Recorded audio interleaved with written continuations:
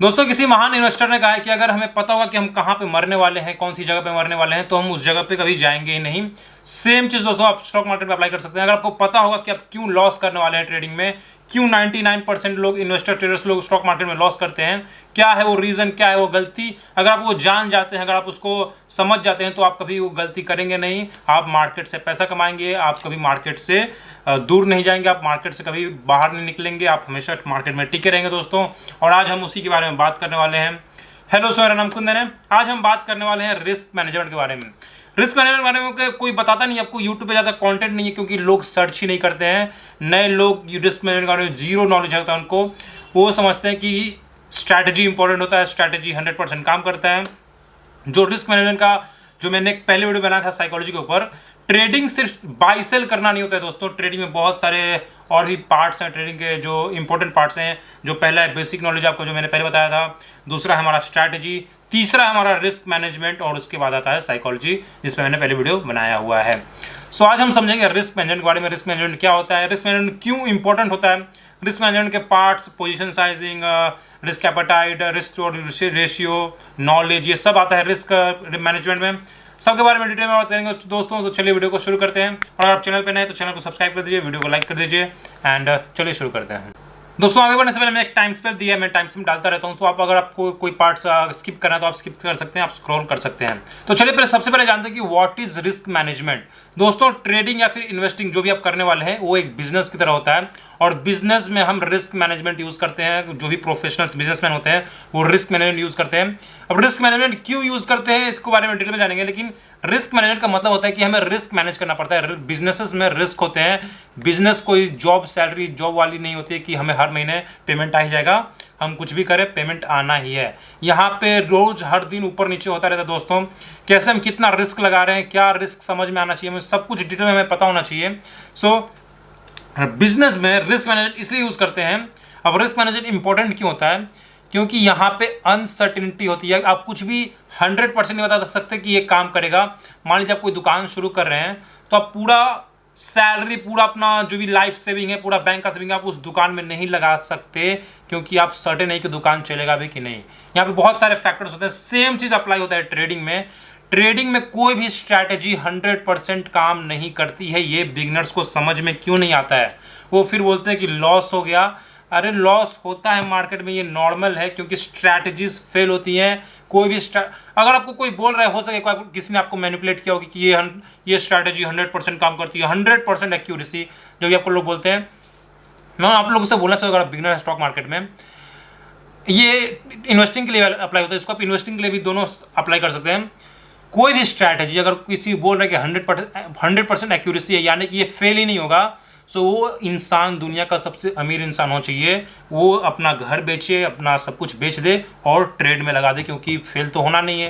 Trade fail होगा नहीं, क्योंकि 100% एक्यूरेसी है। सो आपको उल्लू बना रहा है, वो आपको कुछ बेच रहा है, टेलीग्राम ग्रुप बेच रहा है, जो भी टिप्स बेच रहा है कि हमारा टिप्स 100% एक्यूरेसी होती है। सो कोई भी स्ट्रैटेजी 100% काम नहीं करती, ये आपको समझना पड़ेगा। एंड जब भी स्ट्रैटेजीज फेल होती है तो हमारा जो मेन इंपॉर्टेंस है उसको बोलते हैं रिस्क मैनेजमेंट। कि अगर हमारा ये स्ट्रैटेजी, हमारा ये ट्रेड, हमारा ये इन्वेस्टमेंट काम नहीं करता है, हमारा ट्रेड उल्टा हो जाता है, तो हम क्या करेंगे, हम कितना हमारा कितना लॉस होगा। ये जो लॉस है उसका इंफॉर्मेशन पहले से होना, कितना टाइम लगेगा, क्या इसका जो भी नॉलेज है, कितना हमारा लॉस होगा, कितना परसेंटेज का लॉस होगा, कितना हम लूज करने वाले हैं, कितना रिवॉर्ड होने वाला है, ये सब रिस्क मैनेजमेंट का पार्ट है। स्ट्रैटेजीज फेल होती हैं दोस्तों, स्ट्रैटेजी जब फेल होती है तो रिस्क मैनेजमेंट काम आता है। इसी को रिस्क मैनेजमेंट बोलते हैं। यही है रिस्क मैनेजमेंट का इंपॉर्टेंस। बिगनर्स इसको अच्छी तरह से इग्नोर करते हैं। आप भी अगर बिगनर है तो आप इसको अच्छी तरह से इग्नोर करने वाले हैं, और यही रीजन है कि लोग मार्केट को सट्टा बोलते हैं, अभी भी सट्टा बोलते हैं, क्योंकि वो समझ नहीं पाते हैं। उनको अगर किसी ने बता दिया कि ये स्टॉक ऊपर जाएगा, तो सारा का सारा पैसा 10 लाख का 10 लाख या फिर 1 लाख का 1 लाख सब उसी में डाल देते हैं। हम अपना सारा कैपिटल उसी में डाल देते हैं कि अलग अलग क्यों हम डाइवर्सिफाई करें, या फिर कोई उनको किसी ने इंट्राडे स्टॉक दे दिया तो सारा कैपिटल जितना हो सकते हैं लेवरेज लेकर सब एक ही स्टॉक में डाल देते हैं।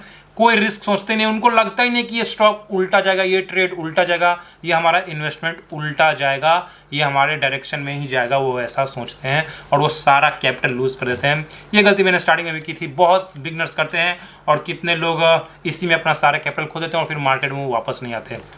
दोस्तों स्टॉक मार्केट में या तो आप देखो, स्टॉक मार्केट में दो ही चीज़ होती हैं, या तो आप सीख के मार्केट में टिकने वाले हैं या फिर आप मार्केट से बाहर जाएंगे। चाहे कितना भी पैसा आप लगा दें, 10 लाख ला दें, 20 लाख ला दें, 30 लाख भी आप कैपिटल ला दें, और अगर आप नहीं सीखते हैं तो मार्केट आपको लात मार के निकालेगी। मार्केट में वही टिकता है जो सीखता है। और रिस्क मैनेजमेंट ऐसी चीज़ है जो बहुत पॉपुलर नहीं है। आप भी कोई भी मतलब सर्च करोगे यूट्यूब पे तो बहुत कम क्रिएटर्स ने बनाया है, क्योंकि कोई सर्च ही नहीं करता है, किसी को पता ही नहीं। बिगनर्स को तो रिस्क मैनेजमेंट का आड़ भी नहीं पता है कि रिस्क मैनेजमेंट होता क्या है। जो भी मैं कोई स्टॉक का एनालिसिस बनाता हूं मैं बोलता हूं कि अपना कैपिटल का 5 या फिर 10% बनाना। और ये रिस्क मैनेजमेंट दोस्तों ये हर चीज पे काम करता है, चाहे आप क्रिप्टो कर रहे हो, क्रिप्टो, इंट्राडे, ऑप्शन, फ्यूचर, हर चीज पे ये काम करता है। एंड अगर आप गैम्बलिंग भी कर रहे हैं एकदम अच्छे से, हीरो टू जीरो कॉल, और अगर आप रिस्क मैनेजमेंट फॉलो करते हैं या फिर किसी कसिनो में गए अगर आप रिस्क मैनेजमेंट फॉलो करते हैं, कोई भी बिजनेस स्टार्ट कर रहे हैं अगर आप रिस्क मैनेजमेंट फॉलो करते हैं, तो आपका लॉस नहीं होगा। आप लॉस नहीं होगा मतलब लिमिटेड लॉस में रहेंगे आप, आपका कैपिटल वाइप आउट नहीं होगा। जितने लोग अकाउंट ब्लो कर देते हैं वो यही गलती करते हैं और पता नहीं कहाँ से फिर पैसे ला देते हैं। मैंने आज तक अपना अकाउंट ब्लो नहीं किया। मैं स्टार्टिंग में समझ गया था, एक बार मेरा जो मैंने बताया था अपने ट्रेडिंग जर्नी में कि मैं 10,000 के लॉस में था, मतलब स्टार्टिंग के लॉस में। उस दिन मेरा कैपिटल वाइप आउट होने वाला था, लेकिन किस्मत से मैं बच गया और उस दिन मैंने रिस्क मैनेजमेंट का वैल्यू समझा।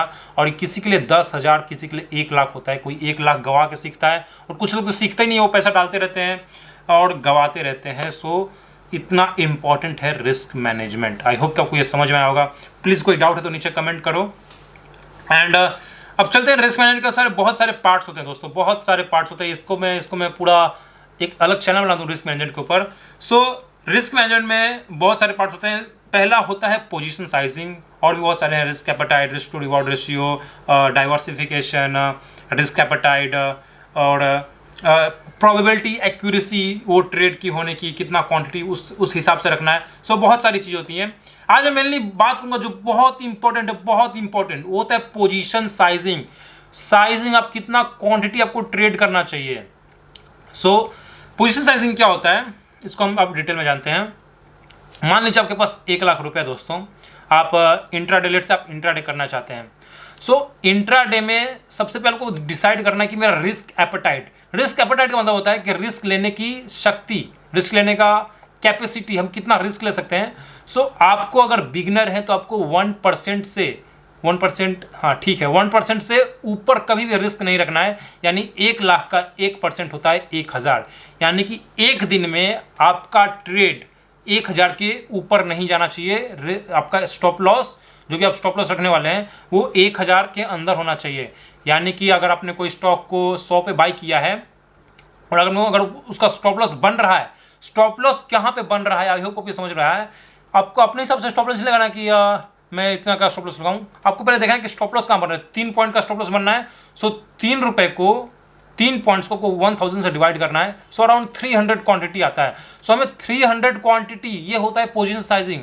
हमें 300 क्वांटिटी से ज़्यादा पोजीशन ऐड नहीं करना है। भले ही हम 3000 ऐड कर सकते हैं 1 लाख से लेवरेज लेके, लेकिन हमें 300 ही करना है।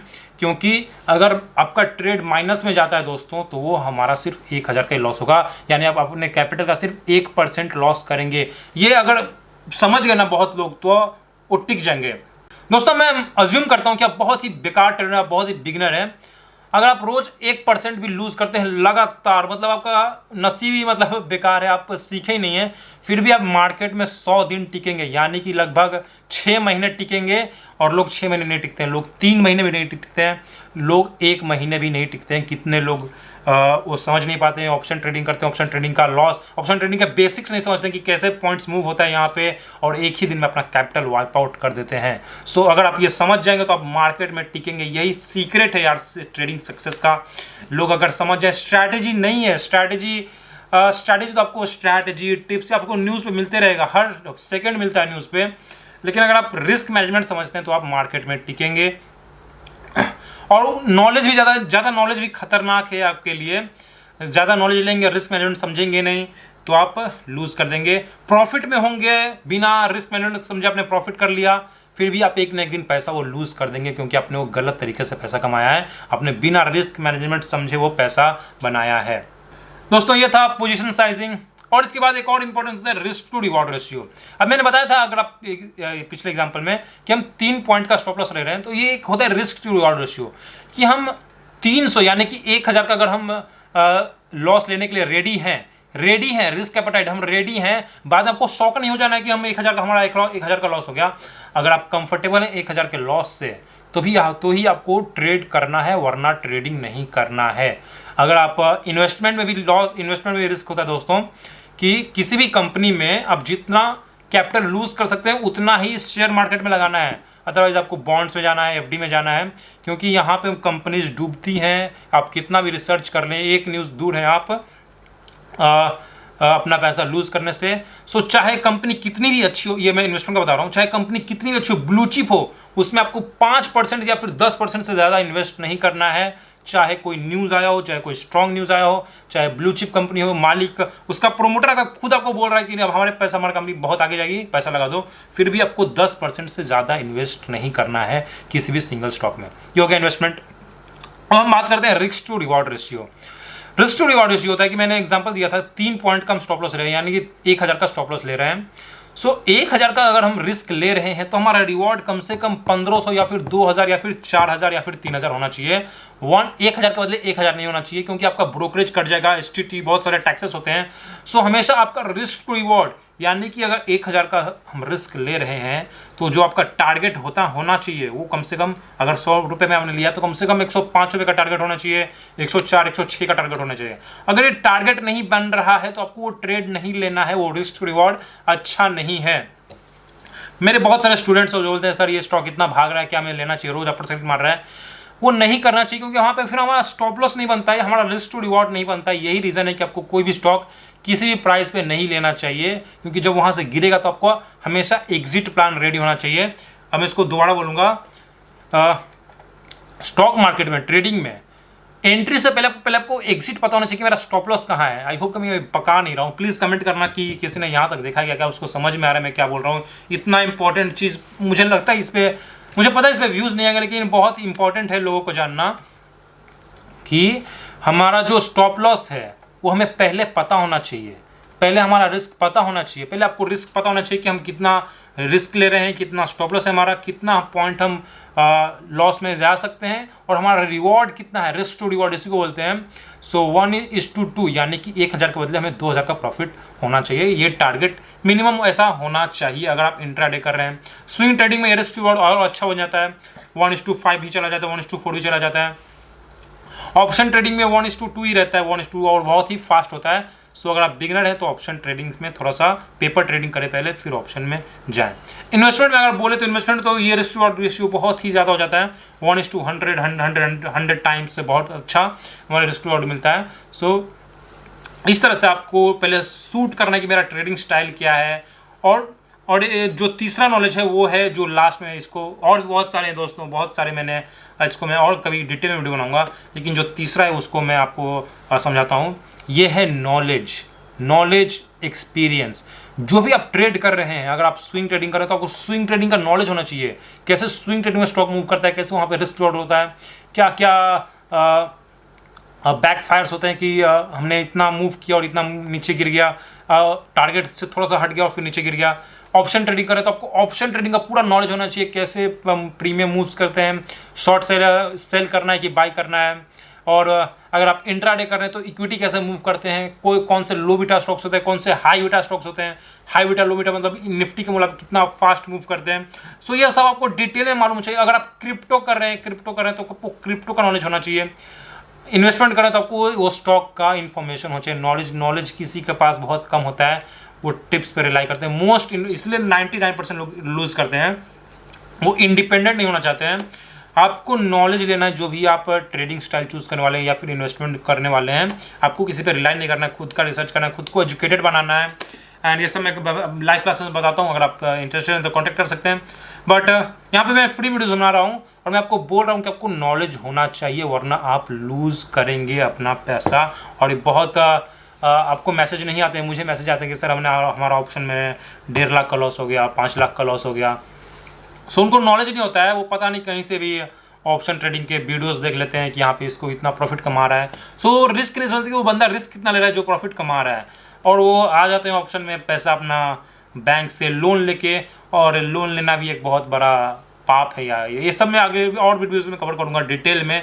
सो आज मैंने आपको बताया कि रिस्क मैनेजमेंट क्यों इंपॉर्टेंट होता है। रिस्क मैनेजमेंट क्या होता है, पोजीशन साइजिंग होता है जो बहुत ही इंपॉर्टेंट है। इससे इंपॉर्टेंट रिस्क मैनेजमेंट का और कोई भी पार्ट नहीं कि आपको कितना क्वांटिटी होना चाहिए ट्रेडिंग करते समय, और आपको बताया कि रिस्क टू रिवॉर्ड हमारा कितना रिस्क टू रिवॉर्ड होना चाहिए। और भी इस पर वीडियोज़ बनाएंगे क्योंकि ये इतना अच्छा इतना बड़ा टॉपिक इसको एक वीडियो में कवर नहीं कर सकते।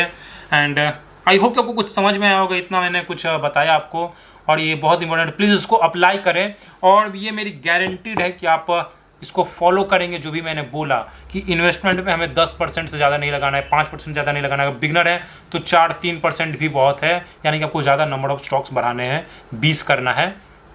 धीरे धीरे आप इन्वेस्टमेंट में अपना अकाउंट का जो स्टॉक का नंबर है वो कम कर सकते हैं। और ट्रेडिंग में आपका जो रिस्क टू रिवॉर्ड है वो 1:2 होना चाहिए। क्वांटिटी जो आपका स्टॉप लॉस है वो 1% से ज़्यादा नहीं होना चाहिए। कैपिटल का कितना पर डे, और नंबर ऑफ ट्रेड्स भी आपका कमी होना चाहिए, 2-3 ही होना चाहिए। आपको ओवर ट्रेडिंग नहीं करना है। सो बहुत सारे फैक्टर्स हैं, बहुत सारे रीजंस हैं, और भी बहुत सारे इसके पार्ट्स हैं। सबको बारे में डिटेल में बात करेंगे। सो आई होप कि कोई वीडियो पसंद आया होगा। और भी वीडियोज़ के आप चैनल को सब्सक्राइब कर सकते हैं। ये थोड़ा सा एडवांस वीडियो था, बेसिक वीडियोज़ बनाता हूँ मैं। So thank you for watching and see you in the next video.